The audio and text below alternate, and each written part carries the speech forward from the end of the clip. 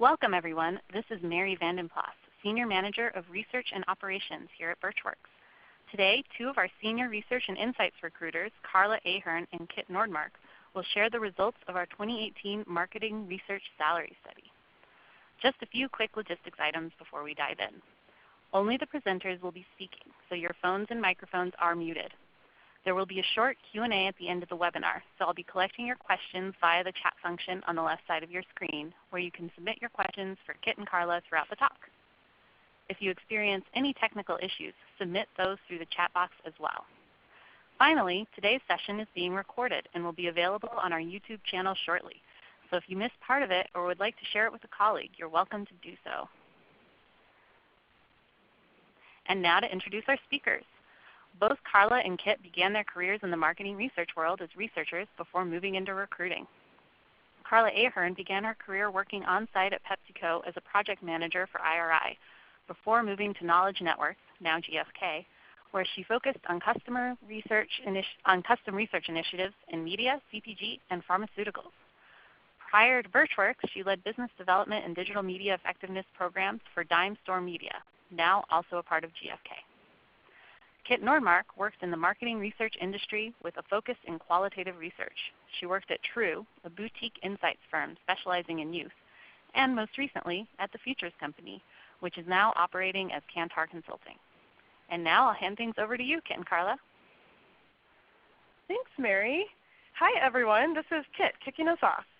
We know this is an extra busy time of year, sprinting into the holidays, finishing up projects, and closing out 2018. So we're especially glad that you could join us today.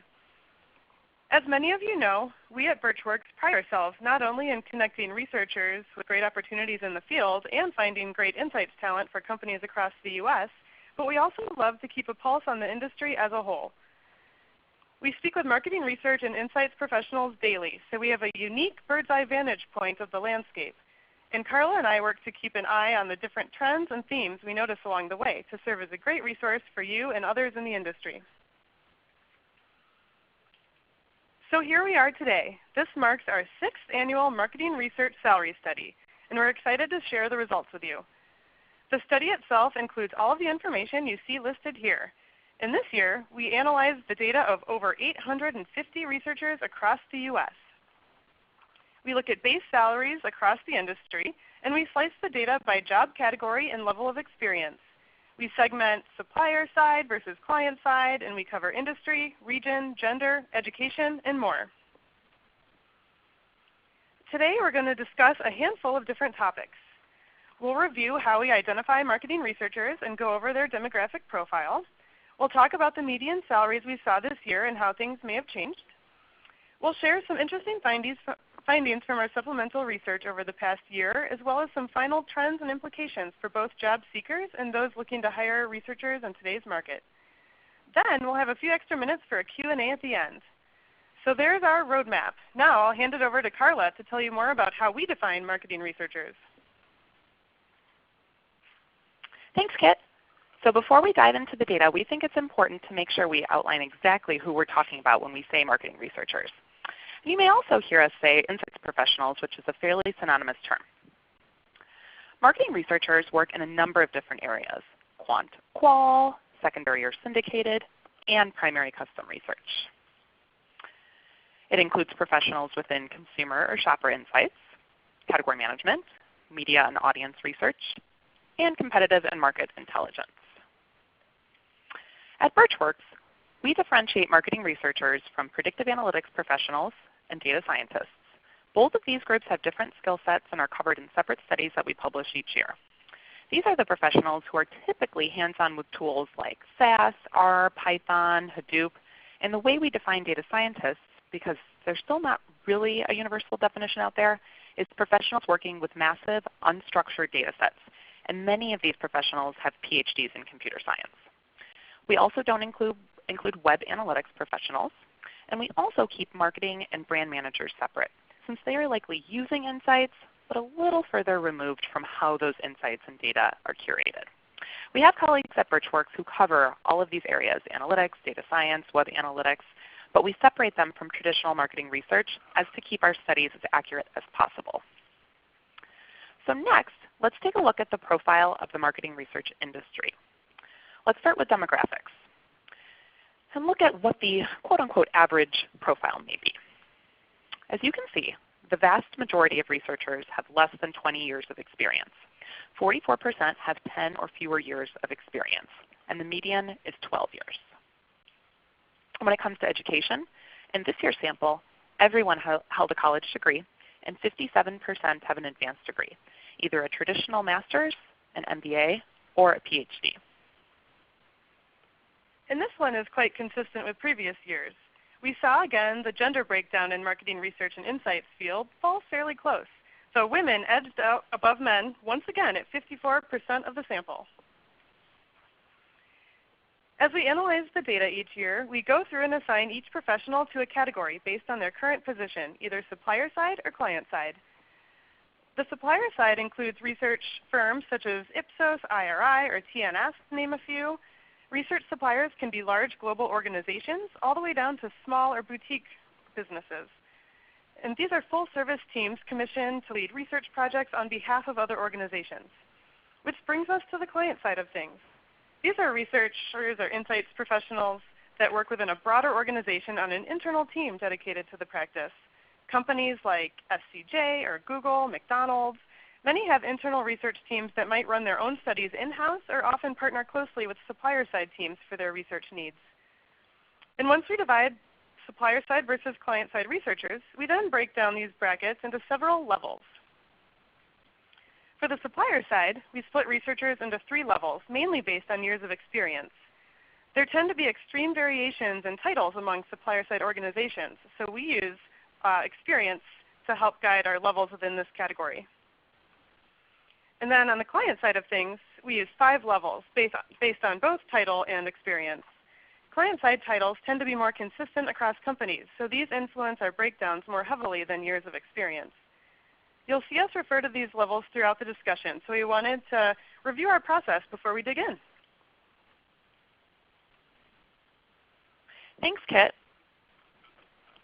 So next, let's get to what you're all most interested in, salary information. All right. So here, we're showing the median base salaries at all of the job levels we analyze. You'll see the client-side salaries in the light blue bars and the supplier-side salaries shown in the darker blue. Taking a look at the bottom of the chart in dark blue, early career marketing researchers on the supplier side earn a median salary of $65,000 per year and move up to just over $125,000 for those with 10 or more years of experience. In the light blue at the top, level 1 client-side professionals, which equates to analysts or senior analysts, earn a base of just over $78,000. Those at level 3, who are about at the senior manager level, are at $140,000, and at level 5, the executive level, the median base salary is just over $197,000. Next, we look at how salaries vary year over year. First, on the supplier side. Compared to our 2017 report last year, salaries on the supplier side increased by single digits or stayed about the same. And since we've been releasing this study for several years now, we're able to look back at data over the last 6 years. This year, salaries rose 8% at level 1 and 6% for level 2, and we're up $500 at level 3, which are larger increases than we've seen over the last couple of years. Next, let's look at how client-side salaries changed since last year. For client-side researchers, we saw increases at all levels, with level 5 remaining relatively steady but still a bump. Those at level 4 saw an increase of 10%, while level 1 saw an increase of 12% compared to 2017. And we were encouraged to see level 3 salaries rebound, as they had been down 2% last year. And here we see the 6-year trend on the client side. This is actually the first time since we started our studies that we saw increases in all levels across the board, albeit a very small increase for level 5, but an increase nonetheless. So we wanted to pause and recap some of the highlights from our study and sample. We saw base salaries increase at most all job levels, with the largest increases at level 1 on both the client and the supplier side. The increases varied up to 12%. Salaries vary by industry. The highest salaries are seen in the CPG industry, followed by tech. This is an educated group, no surprises here, but everyone has a college degree and a majority have an advanced degree. It's a relatively young market. 44% of the sample has 10 years of experience or less, and over half the sample is female. All right. Thanks for walking us through an overview of this year's salary findings, Karla. Of course, there's even more info in our full report, and we'll show you how to download that towards the end of this presentation. Now, over the past year, we've also done our own research in combination with additional flash surveys, so we wanted to share some other interesting findings we gathered in 2018. First, earlier this year, Karla and I thought it would be interesting to take a look back over the previous year to get a sense for how many researchers changed jobs. For this exercise, we looked specifically at researchers who changed jobs entirely, so they transitioned to a new role within another company versus making an internal move. After analyzing the movement in 2017, we found that 9% of researchers had switched jobs. We also looked at how long researchers tend to stay in their roles and found that the average tenure for someone in the field is 4.7 years. And people often ask us, when is the ideal time to make a move? And really, there isn't a black and white answer for this one. We generally say that when you're no longer challenged or taking in new skills in your current role, it may be time to look around. We're seeing researchers becoming more deliberate about changes these days. So it's important not to base decisions based on just a number. You always want to make sure you're thoughtful and making strategic moves throughout your career. So that's a bit about researchers changing jobs.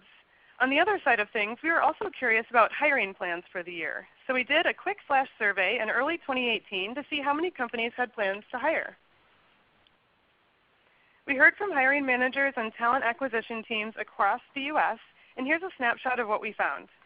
The shades in blue are the teams hiring, whether they're adding to their team, backfilling, or a combination of the two. And the shades in green didn't have plans to hire, with the dark green on the far left actually cutting back. So focusing on the teams hiring, those are the portions in the blue there, we found that 70% of supplier-side firms plan to have an active search in Q1 or Q2 of this year, either expanding their teams, backfilling, or a combination. And half of the client-side organizations plan to hire in the first half of the year. Now check out those numbers at the bottom. So backfills aside, these were teams expanding, so adding new researchers to their team. 63% for suppliers, and 1 in 3 client-side teams had plans to grow.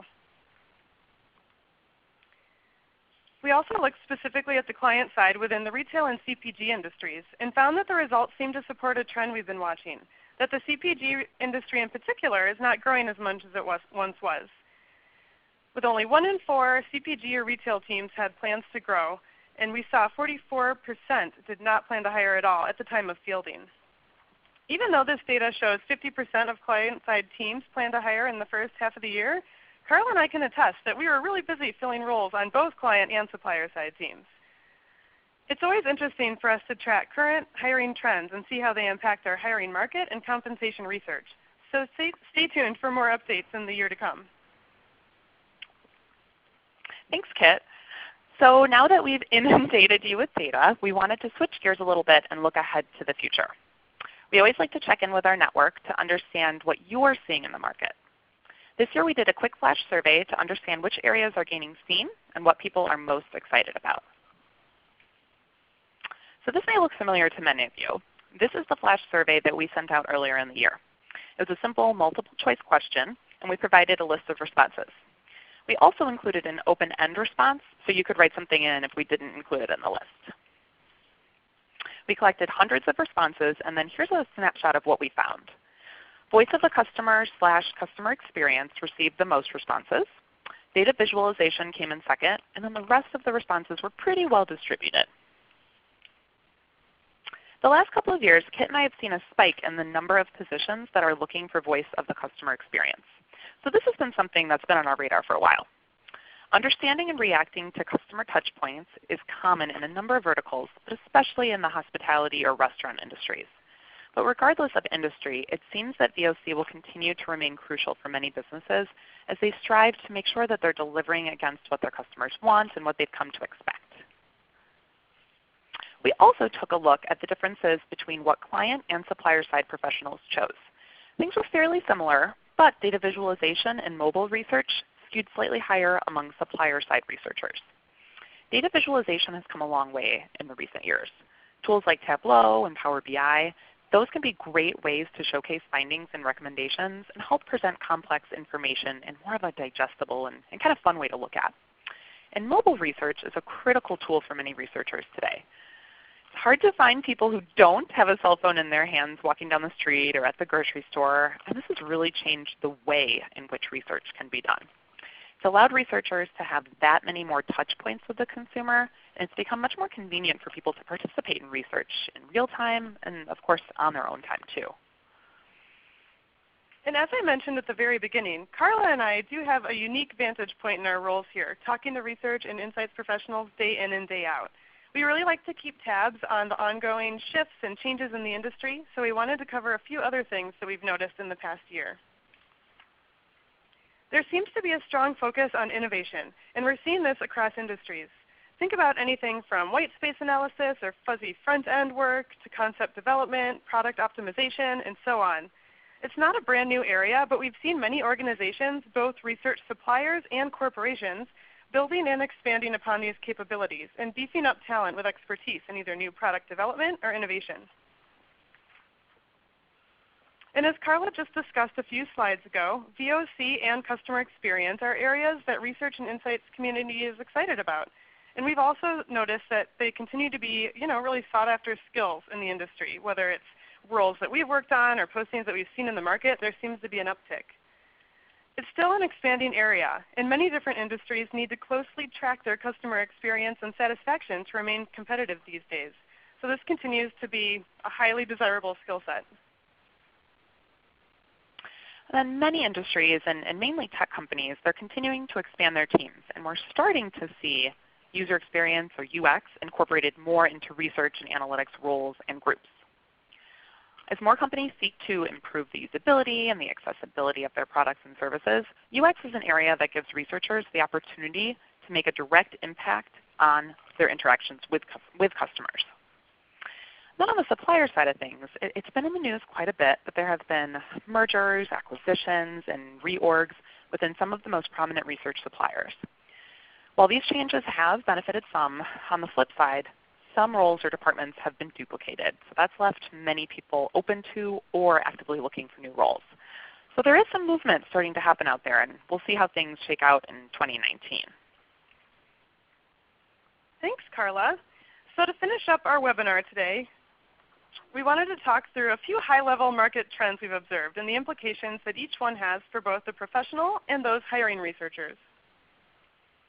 We've been pleased to report today that salaries in the research and insights industry are on the rise. After several years remaining fairly steady, we saw increases across job levels for professionals on both the client and supplier side. So what does this mean for researchers? It's good news overall, though note that these increases are not so high that you need to consider switching jobs or jumping ship immediately just to get more money. Even with salaries on the way up, we always advise placing priority on your long-term career growth. So make sure you think about all aspects of a new opportunity before deciding if it's time to make a move. And if you do consider a change, make sure that it supports your personal goals and long-term career plans, and that you're not just making quick decisions based on a short-term salary bump. It's all about that bigger picture perspective.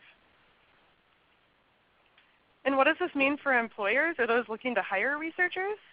Now more than ever, it's important to take a look and reevaluate your internal salary bands, especially if they haven't been adjusted in a few years. You can't expect to land the best talent if your salaries don't keep pace with the market. So it's important to know how you stack up against your competitors or other organizations hiring for similar positions. If there's no flexibility in your organization, or if you truly cannot adjust internal salary bands, consider getting creative with sign-on bonuses or even spot bonuses throughout the year. Those can definitely help, but just understand that most candidates do tend to favor the certainty of a stronger base salary versus a bonus target or something a bit less predictable. Thanks, Kit. So based on the activity that we've seen in the past year, as well as the results of some of our internal research in this past study, the industry seems quite healthy. Our research from early 2018 found that companies on both the client and supplier side were planning to hire in the first half of the year. We were happy to see this trend continue throughout the rest of the year. The most activity seems to be for mid-level positions requiring in the range of 5 to about 15 years of research experience. Another thing we wanted to call out is that many of the companies we worked with over the past year have had multiple research roles open at the same time. And the bulk of these openings have been brand new positions, which have come as a result of organic growth instead of backfilling roles. And that's usually a pretty good sign of a strong market, so we're encouraged there too. So what does this mean for research professionals? Even though the industry is healthy today, don't get too comfortable and let your career planning take a back seat. It's still important to take a proactive approach to managing your career and keep a pulse on developments taking place in the broader market. Even if you're not actively looking now, we suggest you think about updating your LinkedIn profile and your resume. It's a lot easier to draft a bullet point summarizing your contributions to a major project or initiative the week or two after it concludes, rather than trying to rack your brain for details a couple of years later. And then what does this mean for employers? With a relatively healthy market and salaries increasing, companies should be aware that the market is more competitive than ever for strong talent. So if you're looking to add to your team, know that candidates often need to make decisions pretty quickly. Strong candidates may need to decide between multiple offers, so you may not have the luxury of interviewing 4 or 5 more people before making a decision. So make sure the interview process is buttoned up and streamlined from all angles, and that interactions with HR are buttoned up as well. And we've talked about this before, but personal touches can really go a long way.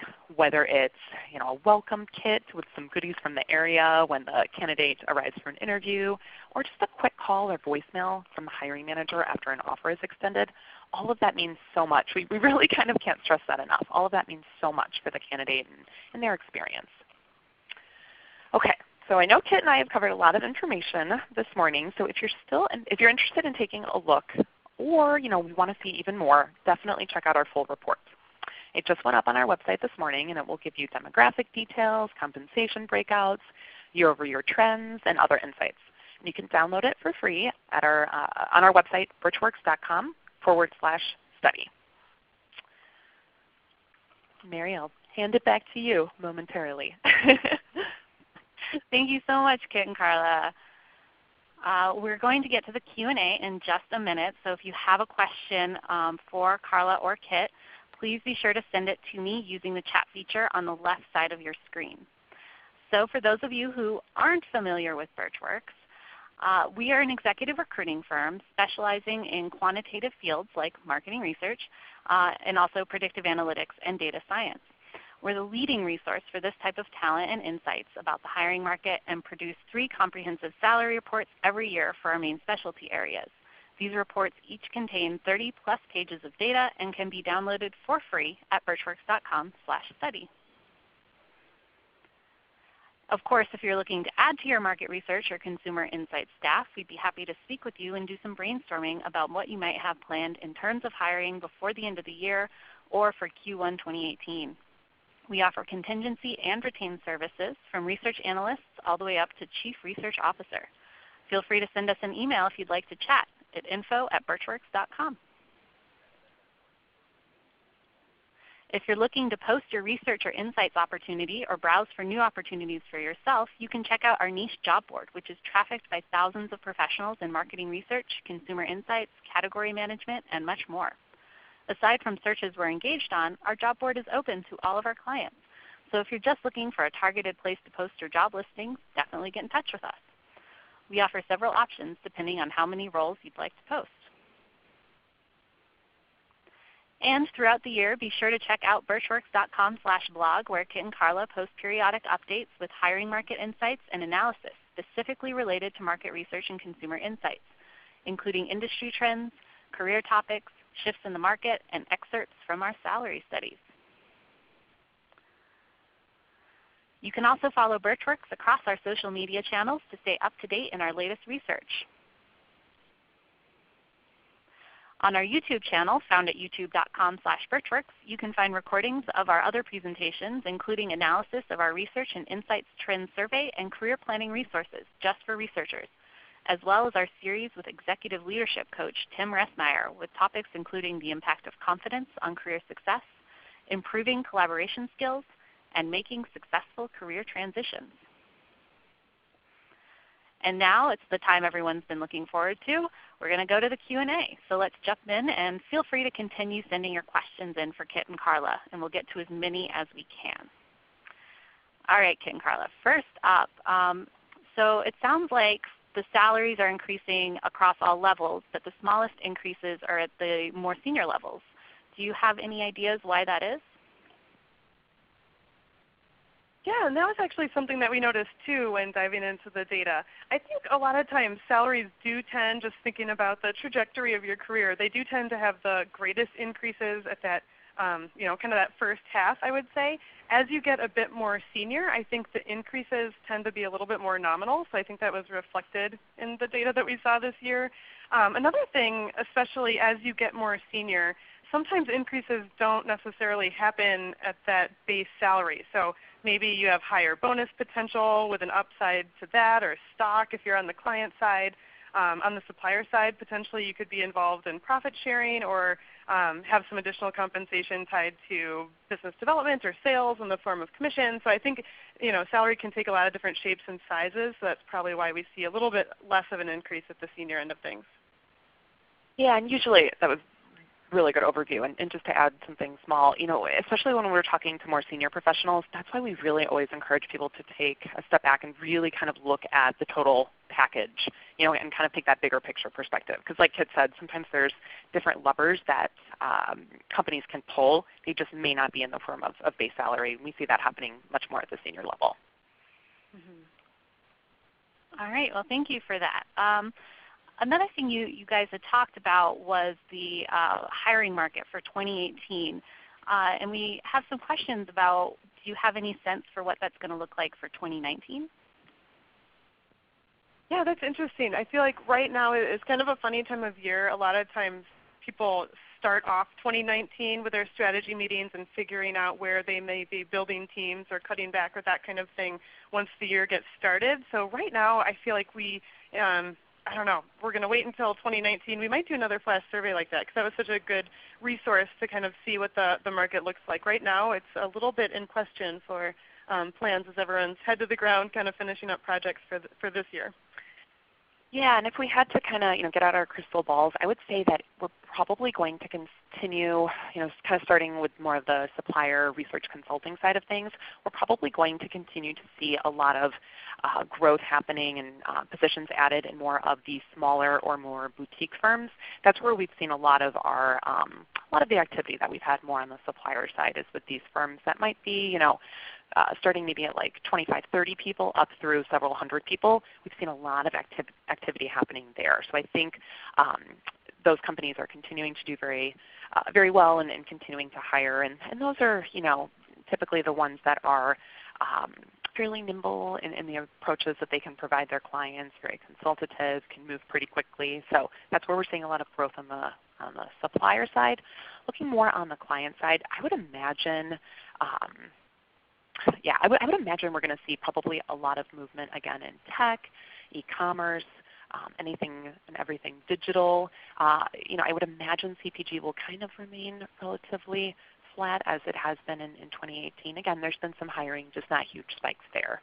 So I would say probably those industries are again, if we had to kind of get our crystal balls out, that's probably where we're going to see the most activity. All right, thank you. Look forward to seeing how it all plays out. As far as user experience roles, we've gotten a couple of questions asking about what kind of backgrounds are valuable to really move into user experience, or any kind of skills or ways to build skills in order to really move into that space. That is a good question. I think Kit and I would be probably the first to say we ourselves are kind of keeping a pulse on that, because up until kind of this year, it's been an area that's been tangential to research, and just now we're starting to kind of see the lines blur a little bit, where they might want a researcher who also knows UX or vice versa. So I think Kit and I are still, we're still, candidly wrapping our heads around exactly sort of the skill sets. There's a lot of testing, a lot of digital experience, but But we need to keep a pulse on that as well as we start to get those roles in and really just start to talk to more and more professionals in that field. So I don't know. I hate to say, we're not necessarily the experts in that yet, but I do think we're going to have a very different answer for you at this time next year. I think we're going to see a lot more of the lines blurring.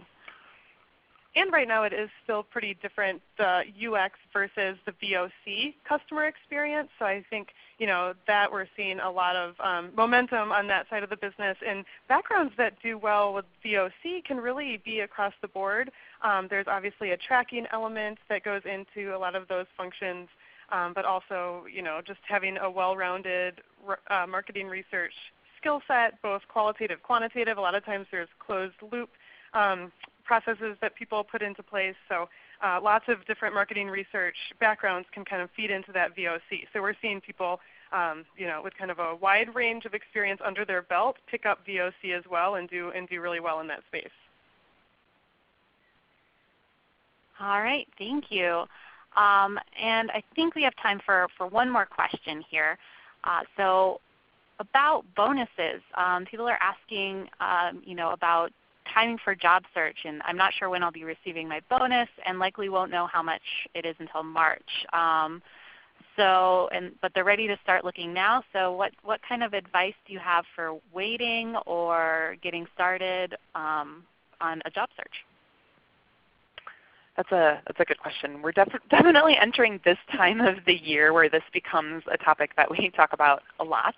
I think first and foremost, it's a personal decision. It's probably going to vary based on quite a few things. It's probably going to vary a lot, mainly based on your level and how much you're expecting your bonus. If you're waiting for $1,000 or $2,000, it's probably going to be a different answer than if you're waiting for 20 or 30 or more.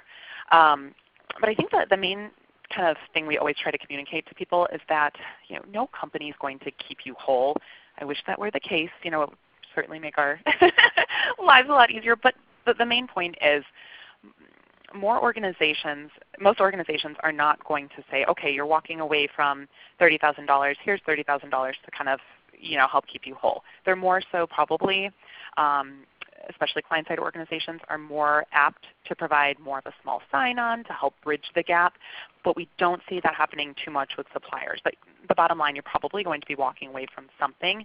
So kind of keep that in mind. And I think a lot of times it would end, it'd pay off in the long run. So even if you leave a little bit on the table, if you are making a change, it will usually be worth it if you're making a nice strategic move because you might be getting a new category under your belt or really filling in some white space on your resume. So moves you can make, sometimes leaving $5,000 on the table will definitely be worth it in the long term.